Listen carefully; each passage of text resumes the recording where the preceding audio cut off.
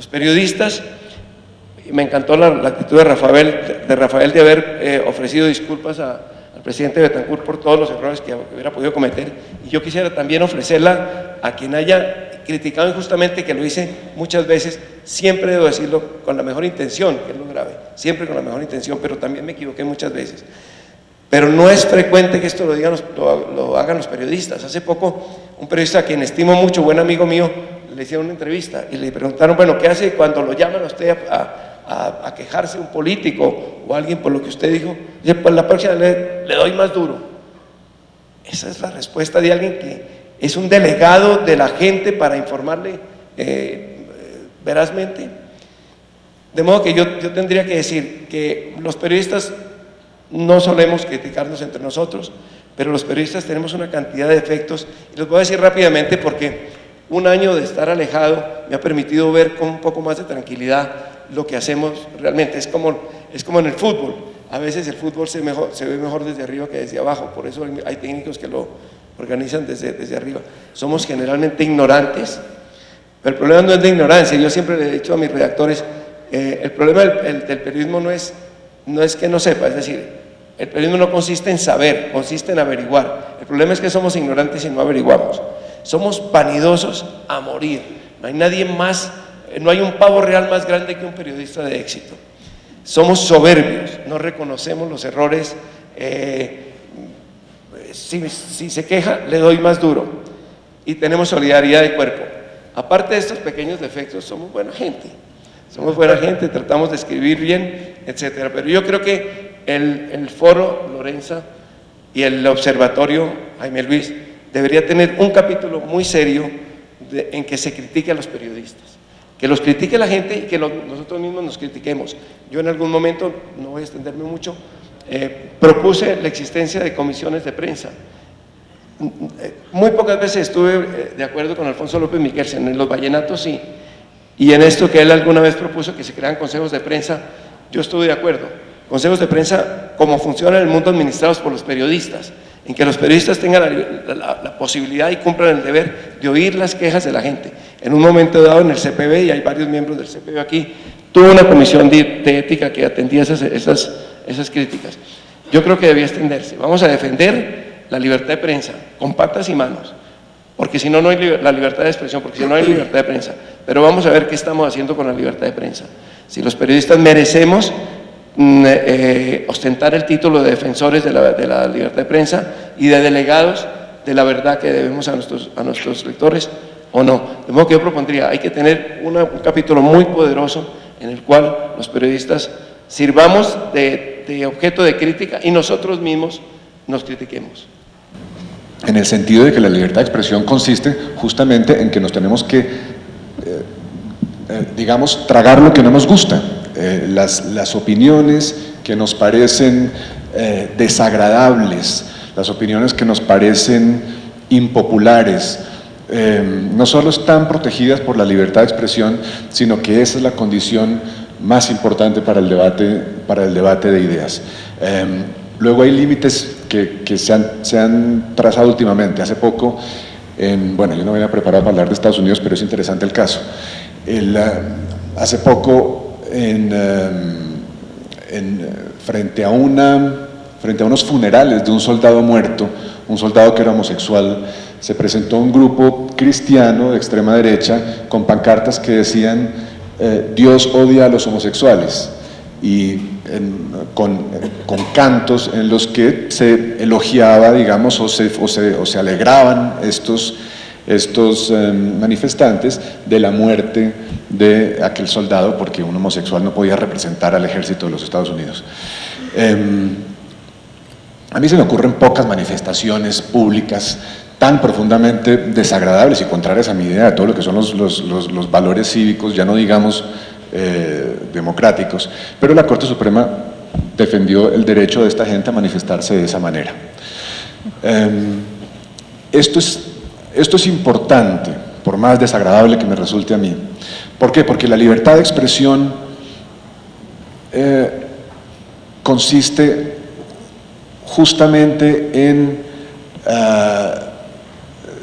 o más bien, porque considero que uno de los síntomas de una especie de crisis que vivimos en nuestra relación con la libertad de expresión, que es la madre de muchas libertades y una de las conquistas más importantes del espíritu humano desde hace 400 años, uno de los síntomas de esa crisis es la idea que ha surgido y que se ha vuelto muy popular además entre los periodistas, entre algunos periodistas y entre muchos ciudadanos a raíz de los atentados contra el periódico satírico francés Charlie Hebdo en enero, la idea de que la libertad de expresión puede tener límites subjetivos. Es decir, que yo he oído mucha gente decir que la libertad de expresión, sí, yo defiendo la libertad de expresión siempre que no ofenda mis sensibilidades. Yo defiendo la libertad de expresión, pero no cuando se mete con las cosas sagradas. Yo defiendo la libertad de expresión, pero no cuando ofende a las minorías. Esto lo ha bautizado Salman Rushdie, el escritor indio que fue él mismo víctima durante muchos años de los extremismos por la publicación de una novela que se llamaba Los versos satánicos, tal vez algunos de ustedes recuerden el caso. Esto lo bautizó él con el término de las brigadas del pero. Las brigadas del pero son esos grupos que van por ahí diciendo sí, la libertad de expresión está muy bien, pero hasta cierto punto. Que es también lo que defendía el Papa. El Papa Francisco también dijo hace poco en una declaración que a mí me preocupa muchísimo, dijo, hombre, que cuando uno se mete con la religión de alguien más, pues tiene que esperar una respuesta. Y puso de ejemplo ahí a la persona que lo acompañaba en el avión donde dio la entrevista. Si aquí mi amigo insulta a mi madre, pues yo puedo pegarle un puñetazo y él puede esperar que yo le pegue un puñetazo. Esto es gravísimo. La libertad de expresión no es calificada, la libertad de expresión no es condicionada o no es libertad de expresión. La prensa colombiana, haciendo un recorrido muy rápido, ha sido una prensa que tuvo una época de un profundo partidismo. Se recordará, Daniel, el tiempo por muchos años estuvo prohibido publicar el nombre de Laureano Gómez en las páginas del Tiempo. Eso es un síntoma de ese periodismo partidista. O a título a 8 columnas en rojo, liberales a las urnas. Eso era el periodismo político de esa época. Luego, con la llegada de la generación de Daniel, Enrique, Luis Fernando, yo, que entramos a la redacción, Daniel mucho antes, por supuesto, muchos años antes, y Enrique también, nos propusimos darle a eso un viraje, con cierto éxito, pero no pocas canas y no pocas peleas con mi tío Enrique y con mi papá, que eran unos defensores del Partido Liberal acérrimos y no aceptaban argumentos de ninguna clase, y a pesar de eso se hicieron cosas. La unidad investigativa del Tiempo, una de ellas. Y ahí hicimos una reflexión interesante que de alguna manera permeó la redacción, permeó la gente que llegaba a la redacción. Salieron una cantidad de periodistas que se identificaban con esa creencia de que el periódico era un órgano del Partido Liberal, punto, no había discusión. Logramos hacer unos cambios importantes en muchas de las personas que llegaron a la redacción del Tiempo. Digamos que aquí hay como cuatro agentes en esta relación: un periodista con sus circunstancias, un periodista que yo creo que mucho tiempo estuvo cobijado con la idea de que uno tenía que ser objetivo, pero cada vez más entendemos que nadie es objetivo, todo el mundo está parado en su lugar del mundo y habla desde su lugar del mundo, y entre más transparente sea desde qué lugar estás hablando, pues hay mayor transparencia en lo que estás diciendo. Está el medio de comunicación, por otra parte, con sus circunstancias. Entonces ese medio que pertenece a un grupo económico o que pertenece a una cadena o que es pautado, pues también ejerce, digamos, una influencia sobre qué va a salir. Está del otro lado, digamos, hacia quién o quién está referenciado en la noticia, ¿no? Y cuáles son los límites frente a lo que se puede decir sobre otra persona o sobre una empresa, o cómo se defiende ese otro frente a lo que está diciendo el periodismo y el medio de la persona. Y finalmente está ese lector también con sus circunstancias. Yo creo que en Colombia veníamos muy acostumbrados a un lector masa, a un lector que no podía decir nada y un poco le tocaba aceptar los medios tal y como venían. Y en la medida en que las circunstancias del lector se han ido modificando, creo que eso ha impactado positivamente la calidad del periodismo y lo que se le puede exigir al periodismo. ¿Y por qué digo eso? El hecho de que uno ya no tiene 2 canales de televisión, sino que tiene muchísimos canales, y si no le gustó ese noticiero, pues se puede ver un noticiero de otro país. Tiene Twitter, tiene Facebook, tiene una cantidad de herramientas para romper la hegemonía mediática frente al lector masa, que era el que tenía que recibir pasivamente todo lo que le estaban diciendo. Entonces, yo veo que ahí, en medio de eso, hablamos de la libertad de expresión, pero la libertad de expresión no puede circunscribirse a lo que el periodista quiere decir. Yo creo que ahí Daniel tenía un punto, la libertad de expresión es mucho más que la libertad del periodista en poder decir lo que quiera. También se refiere a la posibilidad de que lo que dice sea cierto o de alguna manera veraz o tenga algún tinte, digamos, del cual se pueda agarrar de la realidad, porque entonces están también los derechos de las personas sobre las cuales se refiere la noticia, están los derechos de los lectores y está también el interés del medio, ¿no? En medio de todo eso habría que hablar de la libertad. Y Juan Gabriel hacía divinamente, digamos, las amenazas que tiene un periodista frente a lo que es más grande que él, ¿cierto? El miedo frente a lo que es más poderoso. Pero creo, Juan Gabriel, que la pregunta es que cada vez son menos cosas las que son más poderosas que el periodismo. Incluso el poder empieza a flaquear frente al poder del periodismo. Entonces me parece que el control hoy de la libertad de prensa es mucho más complejo y es cuáles son aquellas cosas donde la libertad de expresión no solamente es lo que quiere decir el periodista, sino todos esos otros, el tercero afectado, el público que lee o el consumidor de esas noticias y esa sociedad como tal. ¿Cómo controla el poder inmenso del periodismo? El caso que ponía Daniel, de que usted critica a un periodista y después se dedican a acabarlo a través de los medios y usted no tiene ninguna posibilidad de defenderse porque usted no tiene los mismos medios. Entonces, ¿eso es libertad de prensa?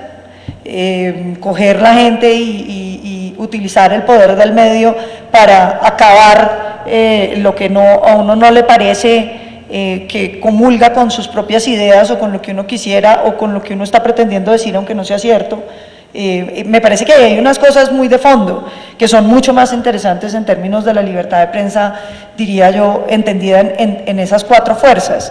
La libertad no puede entenderse ya limitada a los poderes que son capaces de amenazar al periodista, que yo diría cada vez son menos y son bastante tiránicos, ¿no? Uno habla de Ecuador y uno ya tiene bastante claro que pues el tipo de multas son una amenaza a la libertad de prensa, pero hay una amenaza que me parece mucho más complicada, mucho más solapada y mucho más difícil de precisar, que es la amenaza, por ejemplo, de quién pautan los periódicos o cuáles son los intereses económicos del medio o cómo se puede defender el público frente a unas noticias que no son ciertas o una persona afectada de unas noticias que no son ciertas, que son tergiversadas. Cómo enfrentar el enorme poder que tiene el periodismo frente a la necesidad de que la información que se transmite a la sociedad calidad más aceptable o por lo menos haya la posibilidad de controversia. Porque oyendo la intervención tan aguda del doctor Juan Gosaín pensaba que claro, en muchos sentidos la filosofía liberal, y con esto no me refiero al Partido Liberal, sino la filosofía liberal de que es mejor más que menos, mejor más libertad, terminó volviéndose también tan hegemónica que cualquier manifestación minoritaria, Juan Gabriel, como la que mencionabas, que yo también la repudio totalmente, de uno ir a protestar porque la persona era gay, o uno lo ve aquí en Colombia.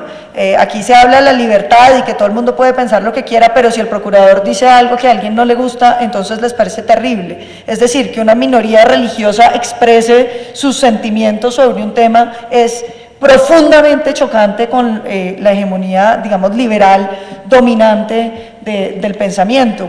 Hay que desconfiar de las mayorías, indudablemente, indudablemente. El valor de la democracia no se mide en las urnas solamente, es más, las urnas a veces son un pésimo medidor de democracias. Vayan a Venezuela, vayan a Haití, donde ganaba el candidato con 120% de los votos. Vayan a cualquier país de la cortina de hierro, donde había elecciones, evidentemente, y ganaban siempre las mayorías, y oprimían a buena parte del país, como se demostró apenas tuvieron la mínima libertad para poder salir corriendo detrás de la cortina de hierro. De modo que hay que desconfiar de las mayorías y hay que confiar en otro tipo de valores que son superiores a las mayorías. Uno de ellos, por supuesto, es el valor democrático que estamos defendiendo aquí, que es el derecho a expresarse libremente, a expresarse con la posibilidad de cambiar la sociedad incluso utilizando esa herramienta. No las armas quizás es otro tipo de discusión, pero las armas en un momento dado a lo mejor son indispensables. Habría que sentar aquí a Bolívar ya ¿cómo se llama este que está hablando con su primo Juan Manuel?